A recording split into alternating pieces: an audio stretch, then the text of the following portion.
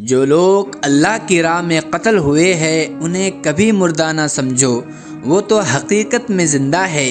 اپنے رب کے پاس رزق پا رہے ہیں۔ جو کچھ اللہ نے اپنے فضل سے انہیں دیا ہے اس پر خوش و خرم ہے، اور مطمئن ہے کہ جو اہل ایمان ان کے پیچھے دنیا میں رہ گئے ہیں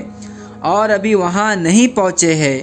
ان کے لیے بھی کسی خوف اور رنج کا موقع نہیں ہے۔ وہ اللہ کے انعام اور اس کے فضل پر شاداب و فرحا ہے، اور ان کو معلوم ہو چکا ہے کہ اللہ مومنوں کے اجر کو کبھی ضائع نہیں کرتا۔ صحیح مسلم میں ایک حدیث ہے اسی آیت کے کانٹیکسٹ میں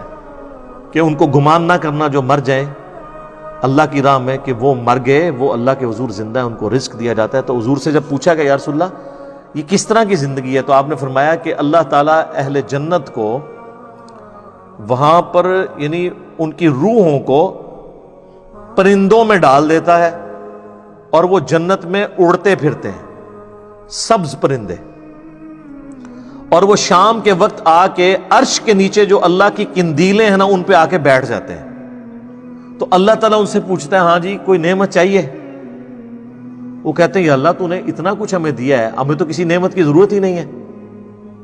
تو جب اللہ تعالیٰ بار بار اصرار کرتا ہے نا تو وہ پھر ایک نعمت کہتے ہیں کہ یا اللہ تو ہمیں دنیا میں دوبارہ بھیج دے، ہم دوبارہ تیری راہ میں قتل ہوں اور پھر شہید ہو کے تیرے پاس پہنچے۔ تو اللہ فرماتا ہے کہ یہ وہ نعمت ہے، یہ میں تمہیں نہیں دوں گا، کیونکہ جو میرا یہ قانون ہے کہ جو ایک دفعہ دنیا سے آ گیا وہ واپس نہیں جا سکتا۔ ہاں عبد القادر جیلانی کی روح کھول لین اللہ دا گل ہے، کہانیاں، یہ مسلم شریف ہے، مولانا شریف نہیں۔ اللہ فرمائے گا یہ تو میرا رول ہے کہ جو مر کے میرے پاس آیا وہ دوبارہ نہیں آ سکتا، اس کے علاوہ کچھ اور مانگنا ہے تو مانگ لو۔ تو کہتے ہیں اللہ تو نے ہمیں سب کچھ دیا۔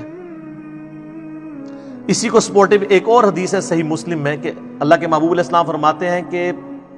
قیامت والے دن جنت میں پہنچنے کے بعد کوئی شخص دنیا میں آنے کی تمنا نہیں کرے گا سوائے وہ شخص جو دنیا میں شہید ہوا وہ تمنا کرے گا کہ کاش میں دنیا میں دوبارہ جا کے اللہ کی راہ میں قتل ہو جاؤں۔ اور اسی کانٹیکسٹ میں بخاری مسلم کی حدیث ہے کہ میری خواہش ہے میں اللہ کی راہ میں قتل کیا جاؤں، پھر زندہ کیا جاؤں، پھر قتل کیا جاؤں، پھر زندہ کیا جاؤں، پھر قتل کیا جاؤں، پھر زندہ کیا جاؤں، پھر قتل کیا جاؤں۔ حضور کی خواہش